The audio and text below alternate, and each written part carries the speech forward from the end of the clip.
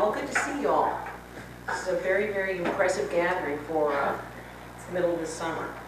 I'm going to talk briefly about the comprehensive plan amendments. Hope Grove is 2,823 acres, currently land use to agriculture. They want to change to Hope Grove land use.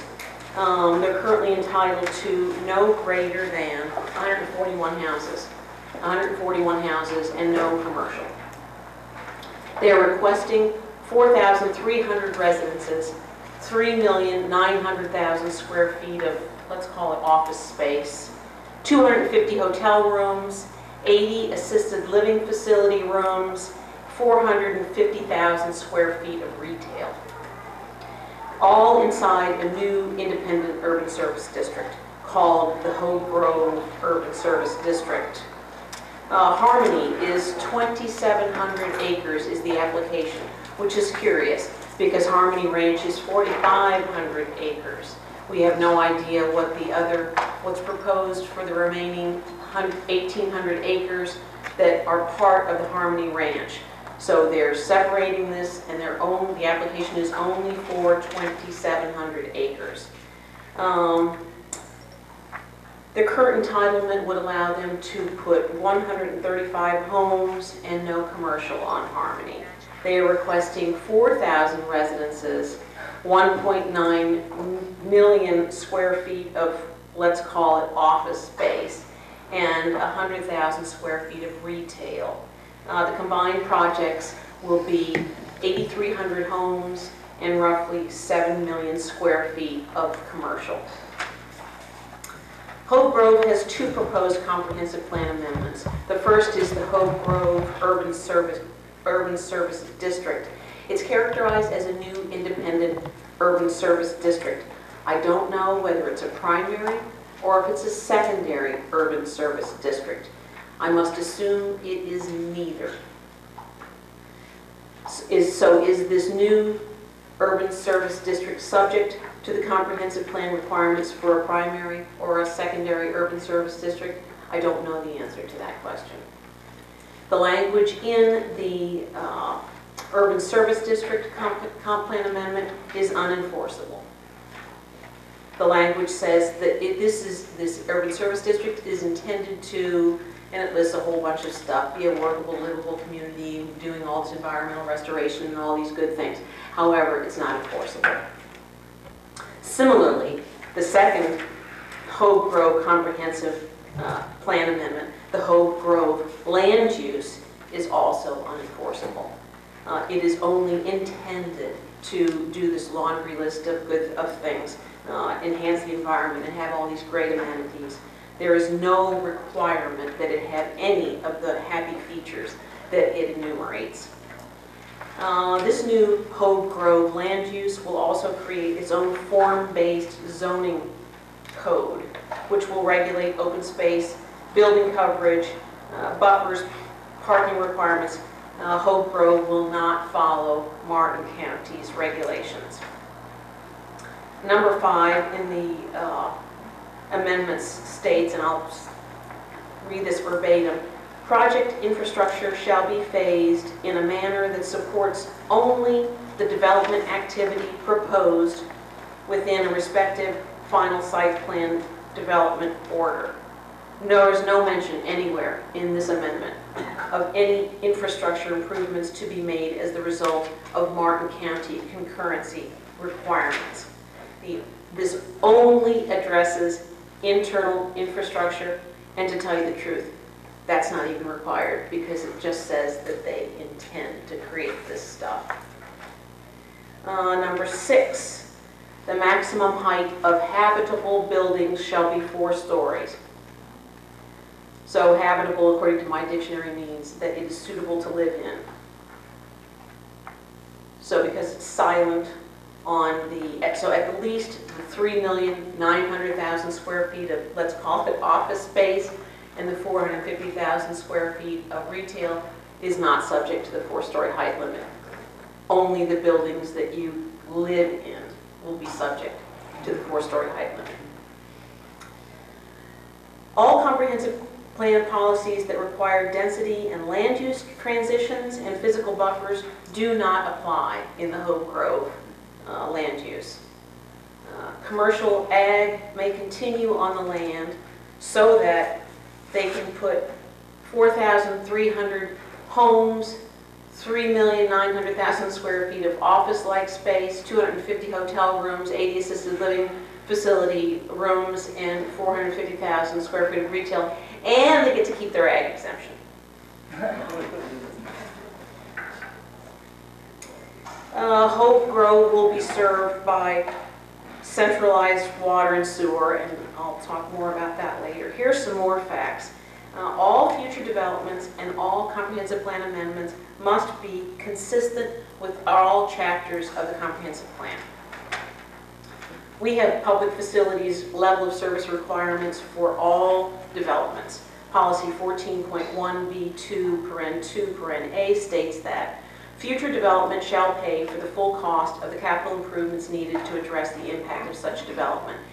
Chapter 14 of the comprehensive plan is filled with our level of service requirements for roads, schools, parks, fire, rescue, police protection, water, sewer, very, very expensive public facilities.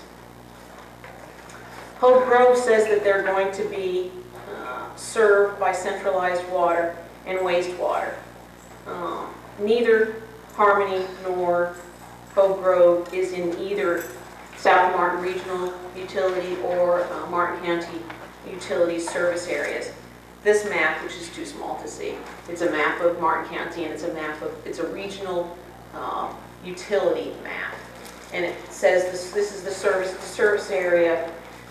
Here is Martin County's, and the service area, Hope Sound, Jupiter Island, is South Martin Regional Utility. These two developments are out here. They are in nobody's service area. So if they are going to be connecting to centralized water and sewer, they are going to have to amend the comprehensive plan to allow water and sewer to be extended out there. There have been no comprehensive plan amendments submitted to do that. Even if they were in either of the major regional service areas, neither utility has enough capacity to serve these substantial developments. You may recall with the Atlantic Bridge Amendment that the state objected to the Atlantic Bridge because they said that South Martin Regional Utility didn't have enough capacity to serve Atlantic Ridge. That was about 700 houses, and it was right next to the Urban Service District. Martin County's current water capacity is 13.5 million gallons per day.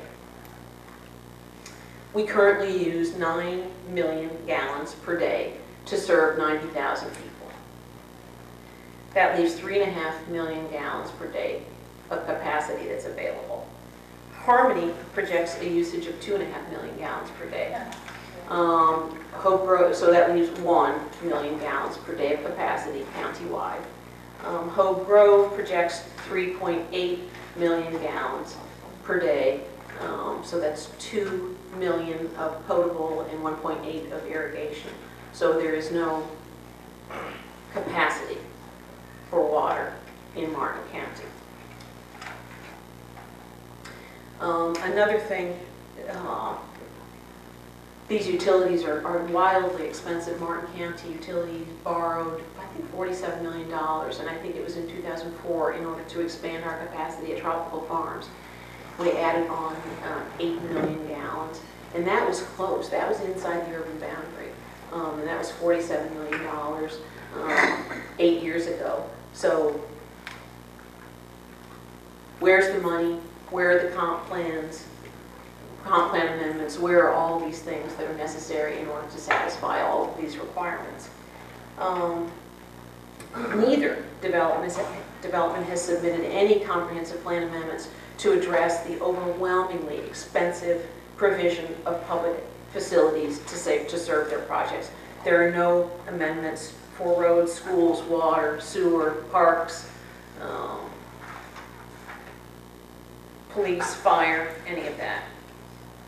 Policy 4.1B2 of the comprehensive plan states that no amendment shall be approved unless present or planned public facilities and services will be capable of meeting the adopted level of service standards of this comprehensive plan for the proposed land uses. The capital improvement plan will crash if infrastructure improvements aren't funded. And if they're not going to be funded, then Chapter 4 needs to be amended to show us how much and where and why our levels of service requirements are going to be lowered.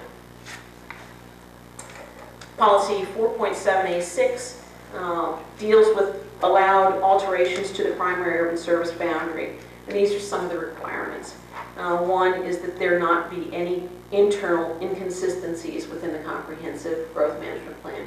I've spoken about many internal inconsistencies with regard to these comprehensive amendments from these two projects. The alterations must not adversely impact environmental resources. We just talked about water as one resource, and they're talking about withdrawing 6.3 million gallons per day of water. I'd say that's an environmental impact that needs to be addressed. They must demonstrate that reasonable capacity does not exist on suitable land in the existing primary urban service district for the 15-year planning period. The comprehensive plan states that in the 15-year planning period, we will need 616 new homes in the eastern primary urban service district. In that same planning period, the Indiantown primary urban service district has an overcapacity of 6,260 units. So they're going to have some difficulty reconciling their plans with this also. They are required to demonstrate that land is suitable for urban uses. The entirety of the Harmony Ranch is listed for acquisition for the Indian River Lagoon Plan, which is a federal law. And it must be consistent with the adopted capital improvement element. None of the capital improvement elements or none of the provisions in the capital improvement plan has been addressed. So these are some of the uphill battles. I talk about the expense of providing public facilities, and they're wildly expensive inside our urban boundary where everything is close and can be provided rather cheaply. We've never planned a community that's so far remote from our urban core. We can't begin to speculate how expensive these public facilities will be to provide. Thanks.